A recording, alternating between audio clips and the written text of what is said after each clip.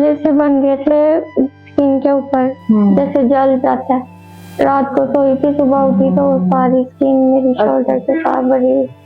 उसके लिए काफी ट्रीटमेंट करवाई। उसके बाद फिर वो 2 माह आराम रहा। उसके बाद फिर दोबारा से स्किन फूल गई। इंजेक्शन लगते रहे 6 माह। हस्बैंड क्या करते हैं तुम्हारे?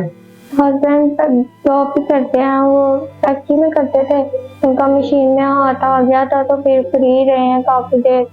तो फिर मैं आपके पास आई थी, तो फिर मेरी तबीयत खराब हो गई, पास पड़ गई थी। फिर वो मुझे हॉस्पिटल में मेरे साथ रहे। बच्चे मेरे 2 बेटियां पढ़ती है? हाँ जी। घर का खर्चा जैसे मर्जी थोड़ा बहुत करके गुजारा, शुक्र अल्हम्दुलिल्लाह कर लेती। लेकिन उनकी स्टडी में प्रॉब्लम इसलिए हो रही है। उनके अब टेस्ट सिस्टम स्टार्ट है, फीस वगैरह, रेंट, आने जाने का किराया, ये काफी ज्यादा मेरे लिए इश्यू हो रहा है।